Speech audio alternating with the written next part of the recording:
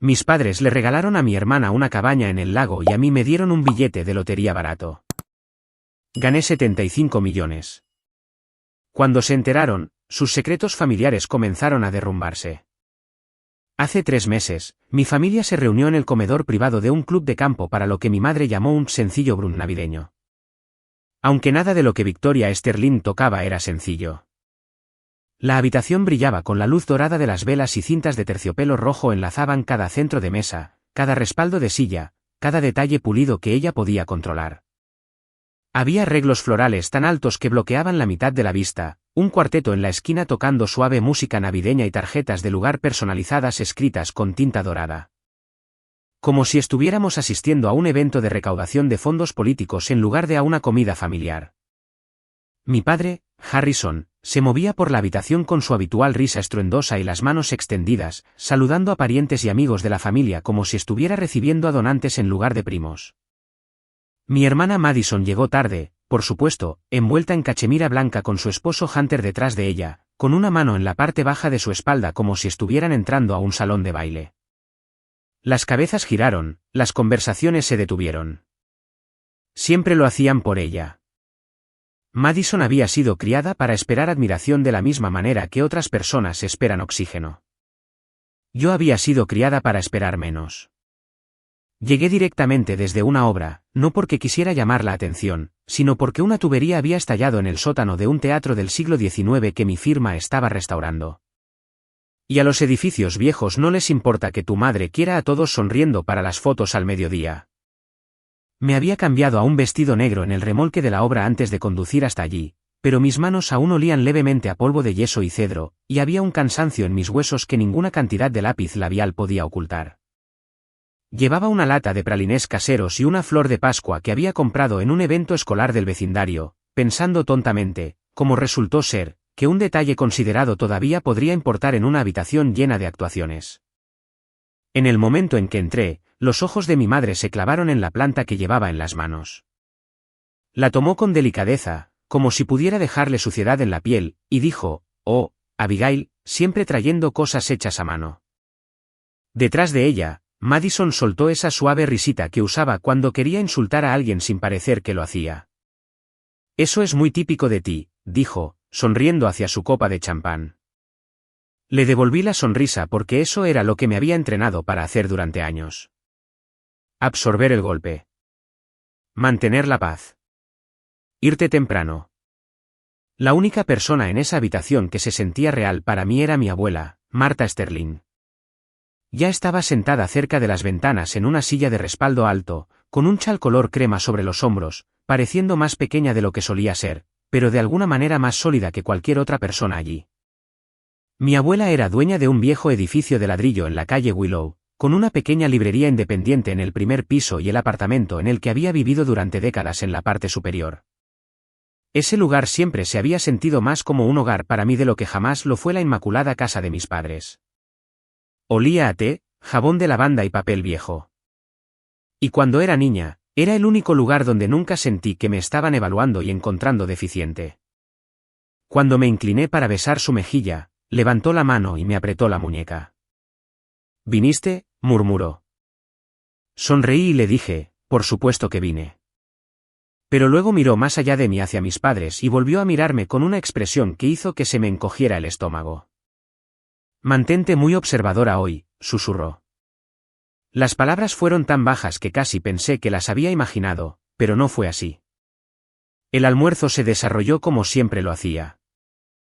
Hunter habló demasiado. Madison lo admiraba en el momento exacto, y mi padre pasó la mitad de la comida diciéndole a cualquiera que quisiera escuchar que la empresa de fitness boutique de Hunter era el futuro del bienestar de lujo. Mi madre corregía a los camareros por lo bajo y luego se daba la vuelta sonriendo a los invitados como si hubiera inventado la generosidad. Cada vez que alguien me preguntaba sobre mi trabajo, ella respondía por mí antes de que pudiera abrir la boca. «Abigail repara edificios viejos», le dijo a un amigo de la familia, agitando la mano con desdén. «Es muy buena con las cosas viejas». Les dije con calma que era arquitecta de conservación. Mi madre apenas me miró. «Sí, querida», dijo. Entonces Madison me palmeó la mano como si fuera una niña haciendo un escándalo por nada. Se pone tan sensible con los títulos, dijo. Aparté la mano por debajo de la mesa y me recordé que la humillación en mi familia nunca era solo un momento. Eran 1000 pequeños ensayos que conducían a la gran actuación. La actuación llegó con el postre. Mi padre se puso de pie, golpeó su copa y el cuarteto dejó de tocar. Toda la habitación se giró hacia él. Yo conocía esa postura, esa sonrisa. Era su postura de anuncios, la que usaba siempre que quería recompensar a una persona y recordarle a otra cuál era su lugar. Esta familia, dijo, levantando su copa, cree en celebrar el éxito. Antes de que pudiera siquiera procesar el temor que crecía en mi pecho, se volvió hacia Madison y Hunter. Mi madre metió la mano debajo de la mesa y sacó una caja de terciopelo, colocándola en el regazo de Madison con cuidado teatral. Madison la abrió, jadeó y se cubrió la boca con ambas manos. Adentro había un juego de llaves de bronce en una etiqueta de cuero grabada con las palabras Cedar Point. La cabaña, susurró, ya a medio camino de las lágrimas. Mi padre resplandecía de orgullo. Pagada en su totalidad por el primer año, dijo con orgullo. Pensamos que su pequeña familia merecía un lugar en el lago para ustedes solos. La sala estalló en aplausos. Mi tía Nancy se puso de pie para abrazarlos. Hunter le dio la mano a mi padre como si acabaran de cerrar un trato de negocios. Madison lloró hermosamente, cuidadosamente, de una manera que la hacía lucir aún más merecedora. Y luego mi madre se volvió hacia mí. ¿Y Abigail, cariño? También tenemos algo para ti. Todos los rostros en la habitación se giraron hacia mí. Me puse de pie porque me resultaba más fácil que quedarme sentada bajo toda esa atención. Mi madre metió la mano en su bolso de mano y sacó un billete de lotería para raspar doblado, del tipo que la gente compra en las gasolineras junto a los chicles y el líquido limpiaparabrisas. Lo presionó en mi palma y cerró mis dedos alrededor de él. Un pequeño raspadito, dijo alegremente. Pensamos que encajaba con tu espíritu independiente. Sin compromisos. Las risas ondularon por la habitación y luego crecieron. Madison se recostó en su silla y sonrió hacia su copa de vino. Tal vez ganes lo suficiente para comprarte una caja de herramientas, dijo. Hunter resopló y añadió, o una cita. Y así de simple, casi 30 personas que habían comido en mi mesa, pedido mi consejo, elogiado mi talento y me habían visto trabajar más duro que nadie en esa familia, se rieron como si yo fuera el remate del chiste que todos habían estado esperando. Miré ese pequeño billete doblado en mi mano. Y algo en mí se quedó quieto, no destrozado. Quieto, frío y claro de una manera que nunca antes había sentido. Levanté la cabeza, sonreí y dije, gracias. Siempre dan con tanta consideración. Algunas personas se rieron de nuevo, pero esta vez el sonido fue más débil. Escucharon el filo en mi voz. Escucharon que yo los había escuchado. Entonces, desde el otro lado de la habitación, la voz de mi abuela cortó el aire como un cristal. Harrison, Victoria, debería darles vergüenza. Todo se detuvo. Mi padre se giró. Mi madre se congeló. Toda la habitación quedó en silencio.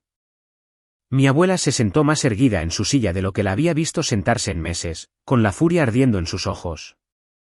En mi familia no, dijo. En mi mesa no. Mi madre corrió hacia ella, sonriendo con demasiada fuerza, susurrando sobre la fatiga y el estrés, pero mi abuela la ignoró. Me miró a mí en su lugar. Realmente me miró y luego echó un vistazo a su desgastado bolso marrón junto a la silla. Cuando sus ojos se encontraron con los míos de nuevo, sus labios apenas se movieron. Llama a Diane Vance, susurró. No sabía entonces que el billete barato en mi mano valdría $75 millones. No sabía que las risas en esa habitación serían la última cosa fácil que mi familia jamás compartiría. Todo lo que sabía era que algo se había agrietado bajo la pulida superficie de ese brunch. Y por primera vez en mi vida, ya no estaba interesada en fingir que no lo veía. Después de que la mayoría de los invitados salieran del comedor, y la actuación navideña comenzara a colapsar en pilas de platos sucios y copas de vino a medio terminar, me quedé atrás para ayudar a limpiar las mesas porque ese era el papel que siempre me habían asignado en mi familia. Ni invitada, ni hija celebrada, ni siquiera participante completa, sino útil. Madison y Hunter se escabulleron temprano, afirmando que necesitaban comenzar a planear los fines de semana en la cabaña. Y mi padre desapareció en la oficina del gerente del club para tomar una llamada. Quería que todos notaran que era lo suficientemente importante como para recibirla. Mi madre flotaba por la habitación, ofreciendo los macarones sobrantes a los invitados que se marchaban con una sonrisa quebradiza que se veía elegante desde lejos y despiadada de cerca. Llevé bandejas de plata a la despensa de servicio, doblé servilletas abandonadas, recogí tazas de café y traté de no pensar en el billete de lotería doblado que estaba en mi bolso como un último insulto que aún no había decidido si tirar a la basura. Pero la voz de mi abuela seguía resonando en mi cabeza. Mantente muy observadora hoy. Y luego, con aún más agudeza, llama a Diane Vance. No sabía quién era Diane Vance, y todavía no sabía por qué mi abuela me había mirado de esa manera, como si estuviera tratando de entregarme algo invisible en una habitación llena de personas entrenadas para no darse cuenta. Encontré los documentos por accidente, aunque más tarde me daría cuenta de que casi todas las verdades que cambian la vida comienzan así, como algo que nunca debiste ver. Me faltaba mi bufanda, y uno de los empleados mencionó que los abrigos y las bolsas de regalo se habían colocado en una pequeña oficina lateral cerca del pasillo. Entré esperando encontrar abrigos de invierno sobre sillas y tal vez un paraguas olvidado. En su lugar, encontré una carpeta de acordeón medio abierta sobre el escritorio, con papeles deslizándose de ella en capas descuidadas. El primer nombre que vi fue el de Hunter, impreso en negrita en la parte superior de un aviso. Eso por sí solo me detuvo. Hunter no era el tipo de hombre que manejara papeleo a menos que alguien más estuviera pagando por ello. Y cualesquiera que hubieran sido mis sentimientos hacia él antes, se habían afilado bajo el peso de la tarde. Debería haberme ido entonces. Lo sé. Debería haber tomado mi bufanda, cerrado la puerta y decirme a mí misma que no era asunto mío. Pero había pasado demasiados años obedeciendo las reglas de una familia que usaba la cortesía como arma. Me acerqué. La primera página era un aviso de vencimiento. La segunda era peor. Luego un préstamo puente. Luego exigencias de proveedores. Luego problemas de nómina. Cuanto más leía, más frío sentía. La empresa de fitness boutique de Hunter, esa que mi padre había pasado la mitad de la comida elogiando como el futuro, estaba sangrando dinero por cada costura. Una ubicación no había generado ganancias en meses. Otra tenía advertencias de incumplimiento adjuntas. Había prestamistas acechando, proveedores exigiendo pagos y un paquete grueso que hizo que mi pulso comenzara a latir tan fuerte que parecía visible. Era un acuerdo de préstamo comercial por $240,000, cofirmado por mi padre y garantizado con el 114 de la calle Willow, el edificio de mi abuela. Leí la dirección 3 veces porque mi mente se negaba a aceptar lo que mis ojos veían. Luego pasé la página y vi una autorización de transferencia que llevaba la firma de mi abuela Marta. Solo que no parecía su firma. Conocía su letra como algunas personas conocen los himnos.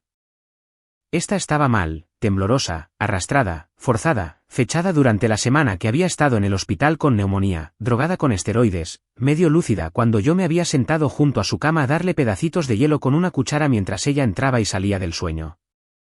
Mis manos comenzaron a temblar tanto que tuve que apoyar una contra el escritorio. Habían usado su edificio para sostener la empresa fallida de Hunter. No se lo pidieron, no la persuadieron justamente. La usaron. Y, de repente, el día se reorganizó en mi mente. Las burlas, el teatro, la forma en que mi madre quería que yo estuviera distraída, desequilibrada, reducida a una broma, la forma en que mi abuela los había observado con furia en lugar de sorpresa. Saqué mi teléfono y comencé a tomar fotos. Cada página, cada firma, cada saldo vencido, cada carta de demanda, cada cláusula que vinculaba el colapso de Hunter a la propiedad de mi abuela.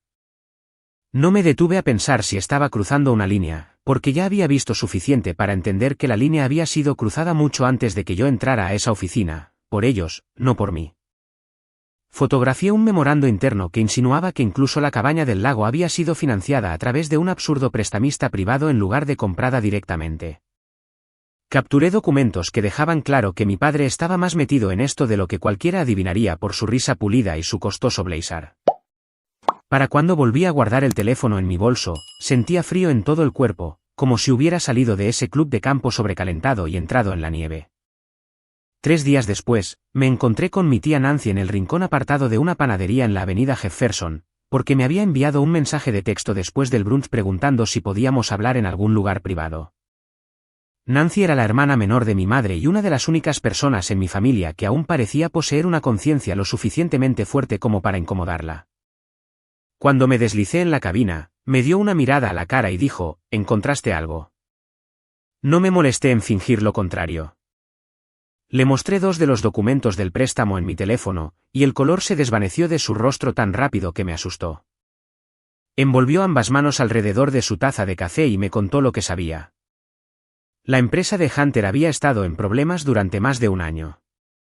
El inversor que él seguía prometiendo nunca había existido. Y mi padre se había atado al barco que se hundía porque no podía soportar la vergüenza de que el esposo de Madison fracasara en público. Madison, dijo Nancy, sabía parte de ello, pero no todo. Luego dudó de una manera que hizo que mi estómago cayera. Finalmente, abrió su bolso, sacó su teléfono y lo deslizó sobre la mesa. En la pantalla había capturas de pantalla de mensajes entre Hunter y una mujer llamada Amber Hayes. A primera vista, parecían una aventura. Coqueteos, planes de hotel, pequeños cumplidos engreídos, pero a medida que seguía leyendo, me di cuenta de que también eran estrategia. Amber era una corredora de bienes raíces comerciales, y Hunter hablaba con ella no solo como un amante, sino como un cómplice. Escribió sobre cuando se cierra la propiedad de las Sterling. Llamó a Madison emocionalmente útil pero financieramente despistada.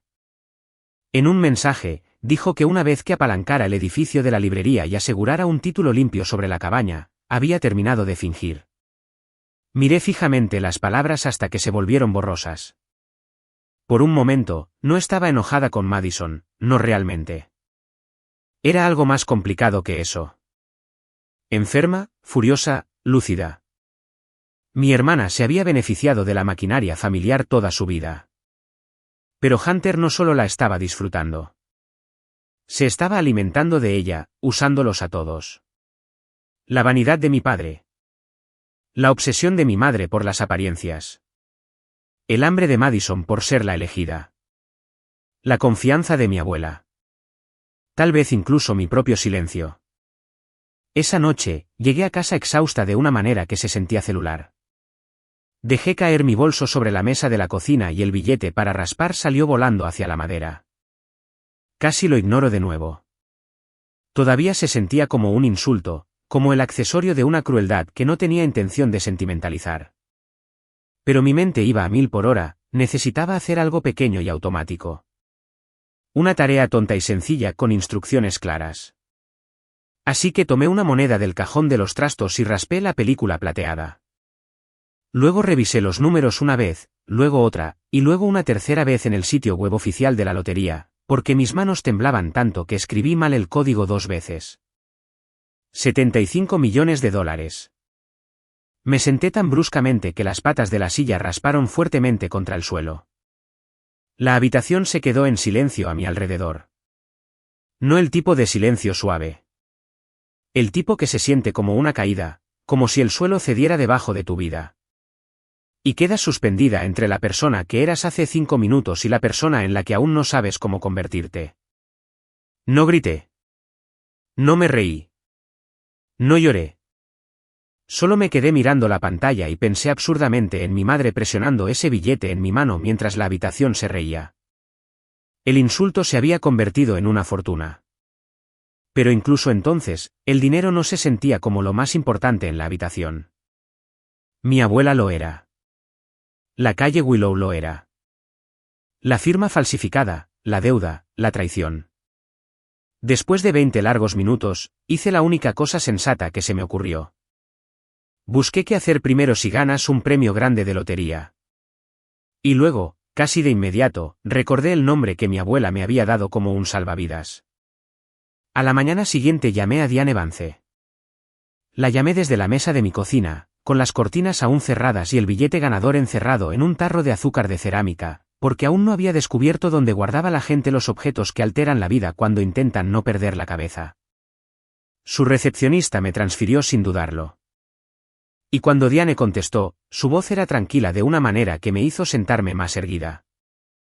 Di mi nombre, le dije que mi abuela, Marta Sterling, me había pedido que llamara, y hubo una pausa al otro lado de la línea que se sintió menos como sorpresa que como reconocimiento. Me ofreció una cita esa misma tarde. Su oficina estaba en un antiguo edificio de ladrillo en el centro, del tipo con escalones de piedra desgastados y barandas de bronce, pulidas por 100 años de manos. Adentro, todo olía levemente a papel, a café y a costosa discreción. Diane parecía tener unos 60 años. Corte bob plateado, traje azul marino, ningún movimiento en vano. Me hizo un gesto para que me sentara, cruzó las manos sobre el escritorio y dijo, «Tu abuela me dijo que podrías necesitarme algún día». Esperaba que no fuera así. Le conté lo de la lotería primero porque era imposible no hacerlo. Incluso decir el número en voz alta se sentía obsceno, como si estuviera confesando haber tropezado con un universo paralelo por accidente. 75 millones de dólares. Las cejas de Diane se levantaron una fracción. Pero no se deshizo en halagos, ni me felicitó, ni hizo el tipo de preguntas hambrientas que hace la gente cuando el dinero entra en una habitación. Simplemente asintió y dijo, entonces el secreto es su principal activo. Después de eso, le conté todo lo demás. El brunch, la humillación, el susurro de mi abuela, los documentos del préstamo, la deuda de Hunter, la firma de aspecto falsificado, los mensajes de Amber. Mientras hablaba, Diane abrió una carpeta y comenzó a colocar papeles frente a mí uno por uno, no dramáticamente, sino con precisión, como una cirujana preparando los instrumentos antes de una operación. Lo que me mostró hizo que se me cerrara la garganta. 10 años antes, mi abuela había creado un fideicomiso privado, nombrándome como beneficiaria sucesora del edificio de la calle Willow si ella quedaba incapacitada o moría. No me entregaba la propiedad directamente, pero hacía algo más importante. Documentaba su intención en lenguaje claro, repetidamente. Adjuntos al fideicomiso había cartas escritas a mano por ella, notas que describían el edificio como nunca debe ser vendido, empeñado, tomado como garantía o apalancado para el negocio de nadie más. Una línea estaba subrayada con tanta fuerza que el bolígrafo casi había roto la página, si alguien me presiona con respecto a la calle Willow, es en contra de mis deseos. Abigail sabrá qué hacer. Miré fijamente esas palabras hasta que se volvieron borrosas. Durante años, había creído que era la hija olvidada porque era menos encantadora, menos pulida, menos fácil de exhibir. Pero sentada en la oficina de Diane Vance, tuve mi primer vistazo a otra posibilidad. Tal vez no había sido simplemente ignorada. Tal vez me habían mantenido en los márgenes porque mi abuela había confiado discretamente en mí con la única cosa de la familia que realmente importaba. Tal vez mis padres habían pasado años minimizándome, no solo por hábito, sino porque si alguna vez sospecharon lo que Marta pretendía, habrían encontrado la manera de aplastarlo a tiempo. Le pregunté a Diane por qué mi abuela nunca me lo había dicho directamente. Respondió sin dudarlo. Porque creía que tus padres irían tras el edificio más rápido si supieran que te había elegido a ti para protegerlo. Era una respuesta tan simple y tan devastadora. Mi abuela me había amado lo suficiente como para mantenerme en la oscuridad hasta que el peligro fuera real. Y ahora lo era. La voz de Diane se mantuvo firme mientras la mía temblaba.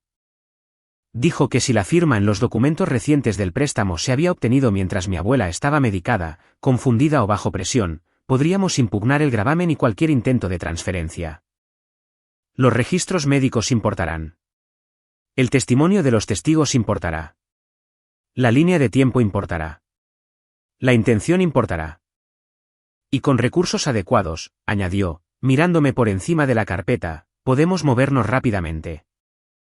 Ese fue el primer momento en que el dinero de la lotería dejó de sentirse abstracto y comenzó a convertirse en una herramienta. No en un milagro, no en justicia por sí sola, solo en una palanca. El tipo de poder que mi familia siempre había asumido que pertenecía solo a personas como ellos. Le dije a Diane que quería proteger a mi abuela, limpiar el edificio y asegurarme de que nadie en mi familia pudiera tocarlo jamás. Ella asintió una vez. Entonces tu orden de operaciones es simple, dijo. Estructura primero, secreto segundo, emociones al final. Pensaría en esa frase el resto de mi vida. Las siguientes 2 semanas se movieron con la espeluznante velocidad de una avalancha. Bajo la guía de Diane, reclamé el premio a través de una entidad legal en lugar de a mi propio nombre, contraté un equipo financiero que entendía la privacidad mejor que el rendimiento, y moví mi dinero a un lugar tan estratificado. Aburrido y gestionado profesionalmente que solo pensar en ello me daba sueño, que era exactamente el punto. Alquilé una casa adosada y tranquila al otro lado de la ciudad bajo un acuerdo temporal, porque Diane pensó que sería prudente no permanecer en mi pequeño bungalow una vez que saliera la noticia. No cambié casi nada más. Seguí yendo a las obras con botas de punta de acero. Seguí llevando planos enrollados bajo el brazo. Seguí parando a comprar café de camino al trabajo y preocupándome por los retrasos de los contratistas, el yeso viejo y si un cliente aprobaría la pintura a la cal para el vestíbulo de una escalera. No le dije a nadie sobre el dinero. Ni a mis padres, ni a Madison, ni a Nancy. Por la noche, sin embargo, comenzaba mi verdadero trabajo. Organicé la evidencia en carpetas. Hice líneas de tiempo. Respaldé cada fotografía y captura de pantalla en 3 lugares diferentes. La oficina de Diane citó registros médicos y comenzó a prepararse para impugnar cada documento vinculado a la calle Willow. Nancy aceptó testificar. Cuando miré la evidencia el tiempo suficiente, surgió un patrón que era más feo de lo que había imaginado en un principio. Esto nunca se trató solo de que Madison fuera adorada y yo fuera tolerada. Se trataba de control. Hunter estaba desangrando dinero. Mi padre estaba confirmando el desastre por orgullo. Y mi madre estaba vistiendo toda esa maquinaria podrida con terciopelo y luz de velas. Yo era la hija con más probabilidades de darse cuenta, lo que significaba que debían mantenerme desequilibrada, burlarse lo suficiente para que me encogiera, incluirme lo suficiente para tenerme cerca, y ser lo suficientemente útil para limpiar los bordes mientras nunca me tomaban en serio. Mientras tanto, mi familia continuaba actuando la abundancia como actores que aún no se habían dado cuenta de que el teatro estaba en llamas. Madison publicaba fotos sonrientes de las llaves de la cabaña con subtítulos sobre la gratitud y las bendiciones. Hunter anunció una gran expansión de su compañía en línea, acompañando la publicación con una foto de perfil tan agresivamente retocada que apenas parecía humano. Mi madre organizó un brindis con champán para amigos que no parecían notar la tensión en su mandíbula. Mi padre me llamó 2 veces, preguntándome si podía ayudar a elegir los azulejos para un baño de visitas en la cabaña, como si yo todavía estuviera disponible para hacer trabajos decorativos en una vida de la que se habían encargado de excluirme. Dije que estaba ocupada. Luego, exactamente como Diane predijo, las noticias locales transmitieron una breve historia sobre un ganador anónimo que reclamó un billete de lotería de $75 millones, comprado en una gasolinera a 5 millas de Bel Air. Mi teléfono empezó a sonar antes de que terminara el segmento. Primero mi madre, luego mi padre, luego Madison, luego Hunter. Al final de la tarde, tenía 36 llamadas perdidas y un mensaje de texto de mi madre que decía: Abigail, llámame de inmediato. Esto concierne al billete que te dimos. No, ¿estás bien? No, podemos hablar. Ni siquiera la cortesía de fingir que esto se trataba de mí. El billete que te dimos. Como si la humillación se hubiera convertido en propiedad. Como si ya estuvieran buscando reclamarlo. Esperé 6 horas antes de responder. Lo suficiente para dejar que su pánico respirara. Lo suficiente para sentir que mi propio pulso se asentaba en algo más frío y firme. Luego escribí 4 palabras: llamaré esta noche. Todos allí. Respondieron tan rápido que casi me hizo reír. A las 8 de la tarde, puse mi computadora portátil en la mesa del comedor, la apoyé sobre 2 libros para que la cámara quedara a la altura de los ojos e inicié la videollamada. Sus rostros llenaron la pantalla desde la sala principal de la cabaña del lago, la chimenea de piedra detrás de ellos, mantas de diseñador, copas de vino en la mesa de café. Cada superficie intentando desesperadamente lucir como un éxito. Mi madre sonrió primero, toda jarabe y pánico. Abigail, cariño, ahí estás. Estábamos preocupados. Mi padre se inclinó hacia adelante junto a ella, sonriendo demasiado. Madison se veía brillante y sin aliento, y Hunter se sentó muy quieto, con una expresión ilegible bajo el resplandor de las lámparas de la cabaña. No les devolví nada de eso. Solo dije: Querían saber sobre el billete. Mi padre soltó una risita. Bueno, sí. Ha habido noticias interesantes. Mantuve su mirada y dije, gané. La habitación se congeló. Luego Madison preguntó demasiado rápido, ¿cuánto? 75 millones, dije. El silencio se hizo añicos al instante. Mi madre jadeó y se llevó una mano al pecho. Mi padre maldijo por lo bajo. Madison se levantó a medias del sofá, y Hunter, que había estado en silencio hasta ese momento, cobró vida de golpe, inclinándose hacia la cámara con la urgencia suave de un hombre que ya podía verse a sí mismo reorganizando la fortuna de otra persona. Empezó a hablar sobre estrategia fiscal, exposición y planificación familiar, como si yo lo hubiera llamado como consultor. Mi padre intervino hablando de fideicomisos y oportunidades, fingiendo preocupación mientras calculaba su acceso. Mi madre lloró justo a tiempo, diciendo lo orgullosa que estaba, lo bendecidos que éramos todos. Madison se veía aturdida, atrapada en algún lugar entre la conmoción, la envidia y el reflejo de unirse a cualquier corriente emocional que la habitación exigiera. Los dejé hablar hasta que dijeron lo suficiente para exponerse a sí mismos. Luego dije muy tranquilamente, antes de discutir de dinero, hay algunas cosas que necesito que todos vean. Compartí mi pantalla. Primero aparecieron los documentos del préstamo comercial con el nombre de Hunter y la firma conjunta de mi padre. Luego, las páginas que vinculaban la deuda al 114 de la calle Willow. Luego, la autorización de transferencia que llevaba la firma sospechosa de mi abuela. Después, la línea de tiempo médica que mostraba que había estado hospitalizada, medicada y apenas lúcida cuando se firmaron esos papeles. Luego, los documentos del fideicomiso que Diane me había mostrado, las instrucciones escritas a mano por mi abuela, y, finalmente, las capturas de pantalla de Amber. Cada clic cambiaba la habitación. Mi padre perdió el color primero. Mi madre comenzó a negar con la cabeza mucho antes de que hubiera algo que pudiera negar de manera creíble. Madison miraba la pantalla como si estuviera viendo fracturarse su propio reflejo. Hunter intentó 3 versiones diferentes de sí mismo en menos de 2 minutos, ofendido, indignado, y luego agresivo. Estos están fuera de contexto, espetó.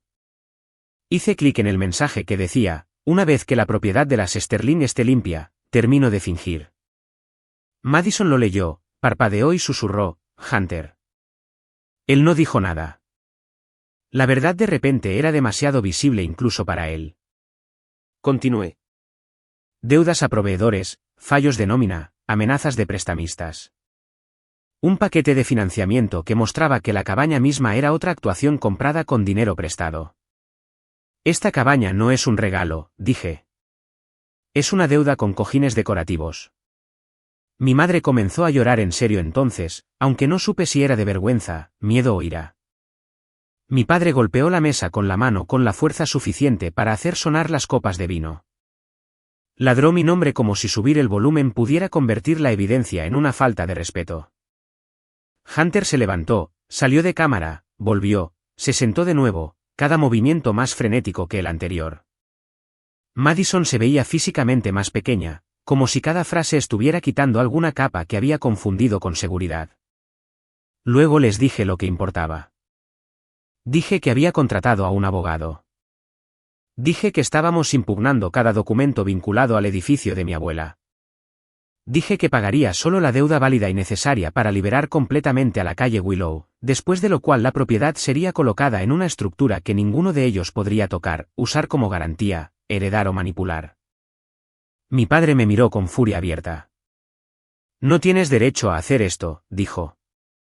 Y porque había pasado tantos años escuchando versiones de esa frase en una forma u otra, respondí sin siquiera levantar la voz, si lo tengo. Porque soy la única aquí que se presentó para protegerla. Mi madre intentó una última apelación, llevándose la mano al pecho y diciendo, Abigail, somos tu familia. La miré directamente a ella. La familia no le entrega a una hija la humillación con una mano y le roba a su abuela con la otra. Madison estaba llorando ahora, pero no delicadamente, no de la manera pulida en que había llorado sobre las llaves de la cabaña. Este era el tipo de llanto que deja a una persona expuesta. Yo no lo sabía, susurró. Yo le creí que no lo sabía todo. No lo suficiente como para excusarla. Sí lo suficiente para romper algo dentro de ella. Hunter alcanzó su brazo. Ella se zafó con un tirón, y luego terminé la llamada. No porque no tuviera nada más que decir, sino porque por una vez entendí que no le debía a mi dolor un gran final para complacerlos. Las consecuencias llegaron rápidamente, casi indecentemente rápido, como si toda la estructura hubiera estado esperando un empujón fuerte. Hunter intentó adelantarse diciendo a la gente que yo era inestable, celosa, vengativa y desesperada por llamar la atención. Dijo que yo había falsificado mensajes y malinterpretado documentos de negocios, lo que podría haber funcionado si Amber no hubiera decidido 2 días después que ser humillada era un juego que ella también podía jugar. Publicó capturas de pantalla, recibos de hotel, correos electrónicos y una nota de voz tan explícita que nadie pudo fingir que había habido algún malentendido inocente. 2 ex empleados se presentaron a denunciar salarios impagos y cifras infladas en la empresa de Hunter. Los reguladores estatales comenzaron a hacer preguntas. Los inversores se evaporaron. El elegante futuro del bienestar de lujo resultó ser una pila colapsada de deudas y vanidad. Madison solicitó el divorcio antes de que terminara el mes. Las finanzas de mi padre se desmoronaron con una velocidad impresionante una vez que la gente dejó de extenderle crédito basándose únicamente en su reputación. Mi madre renunció a sus comités antes de que pudiera ser eliminada silenciosamente de ellos. Las invitaciones se detuvieron. Las llamadas disminuyeron. El mismo ecosistema familiar que se había alimentado de las apariencias de repente trató el escándalo como un contagio. Y a través de todo eso, Diane siguió moviéndose con la tranquila eficiencia de alguien que había visto a familias confundir el poder con la inmunidad antes. Se citaron registros médicos. Nancy dio su declaración. El prestamista, enfrentado a las preocupaciones de fraude y a una oferta de pago total, acordó deshacer la parte más fea de la estructura de transferencia. Escribí un cheque que alguna vez me habría parecido imposible, y no sentí más que alivio. Pagar la deuda no se sintió como generosidad hacia mi familia. Se sintió como cortar una soga antes de que pudiera estrangular a alguien inocente. Cuando finalmente se firmaron los papeles, la calle Willow volvió a estar a salvo, puesta tras protecciones tan blindadas que ni siquiera el encanto de mi padre podría abollarlas. Unas semanas después, traje a mi abuela a casa. Estaba lloviendo ese día, una lluvia fina y constante que hacía que la fachada de ladrillo brillara de color rojo oscuro bajo las luces de la calle. Había pasado 3 semanas supervisando las renovaciones del apartamento sobre la librería. Puertas más anchas, mejor iluminación, pasamanos ocultos en cálida madera de nogal, plomería más segura, una silla salvaescaleras instalada discretamente a lo largo de la escalera trasera. Abajo, reparé estantes dañados, restauré las tablas del piso deformadas y volví a tapizar el rincón de lectura en terciopelo verde intenso porque ese siempre había sido su color favorito. Cuando abrí la puerta del auto, se sentó por un segundo solo mirando el edificio, con la mano descansando en el chal que llevaba al cuello. Luego tocó el ladrillo junto al marco y susurró, hogar. Eso casi me deshace. Vivió allí hasta la primavera y yo la visitaba casi todos los días. A veces hablábamos. A veces nos sentábamos en silencio en el escaparate delantero con té y veíamos a la gente pasar por la librería, como si el mundo hubiera decidido, a pesar de todo, seguir moviéndose. Una tarde tomó mi mano y me dijo, el dinero no te reveló a ti, Abigail. Los reveló a ellos. Tenía razón. El dinero me dio opciones. Abogados, privacidad, tiempo, seguridad. Pero el verdadero cambio había ocurrido antes, en el comedor de ese club de campo, en la oficina lateral con los documentos, en el momento en que dejé de aceptar la versión de mí que mi familia encontraba útil. Mi madre llamó una vez semanas después, solo para decirme que había arruinado su nombre y que debería haber manejado todo en privado.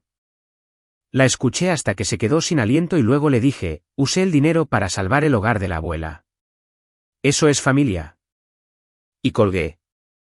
Mi padre me envió un frío mensaje de texto de cumpleaños meses después.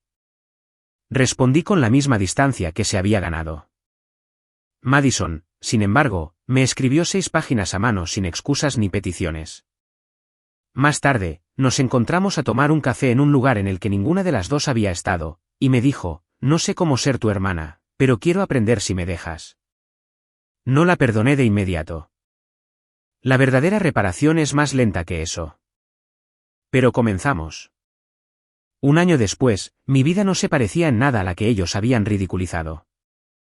Seguía restaurando edificios antiguos, solo que ahora dirigía mi propio estudio de conservación, contrataba a personas en las que confiaba y pasaba mis días salvando lugares que otras personas ignoraban.